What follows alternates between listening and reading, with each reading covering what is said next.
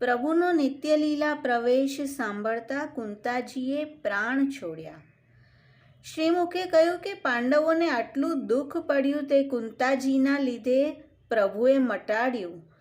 અર્જુનથી જ્યારે પ્રભુએ લીલા કર્યાના સમાચાર કહેવાયા નહીં, પણ સ્થિતિ પરથી કુંતાજી જાણી ગયા અને દેહ ત્યજી દીધી.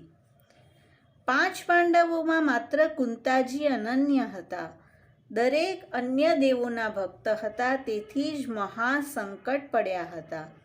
એક પ્રભુનો આશ્રય થાત તો કદી પણ આટલું વીતત નહીં.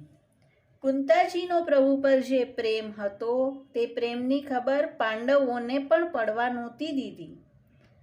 જ્યારે શ્રી કૃષ્ણ સ્વધામ પધાર્યા અને અર્જુન હસ્તિનાપુર તરફ ચાલ્યો, પણ પ્રભુ સ્વધામ પધાર્યાથી તેની શક્તિઓ નાશ પામી હતી. જે અર્જુને કુરુક્ષેત્રના યુદ્ધમાં ભીષ્મ, દ્રોણ જેવા મહારથીનો પરાભવ કર્યો, તે અર્જુનને આજે જંગલી ભીલોએ લૂંટી લીધો. તેની શક્તિ પ્રભુના વીરના વિચારે અદૃશ્ય થઈ ગઈ. તે જેમ તેમ કરી હસ્તિનાપુર આવ્યો.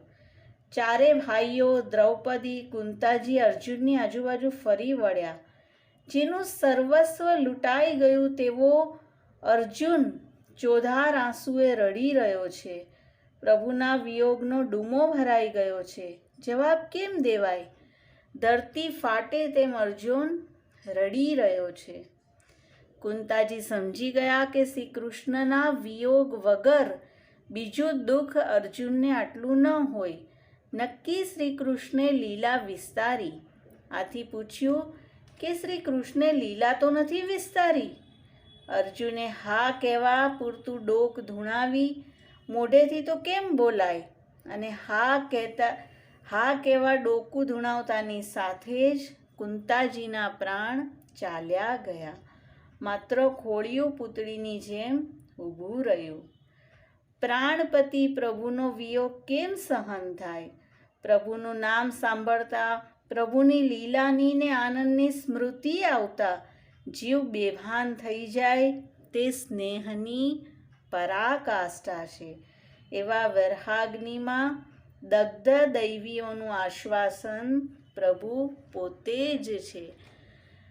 તો અહીંયા આ વચનામૃતમાં શ્રી ગોકુલેશ પ્રભુ કુંતાજીનો અસીમ સ્નેહ પ્રભુ માટે બતાવી રહ્યા છે. અને જ્યારે આવો વિરહ જીવને વ્યાપ્ત થાય પછી પ્રભુ સ્વયં સિવાય કોઈ બીજું સમાધાન ન થઈ શકે.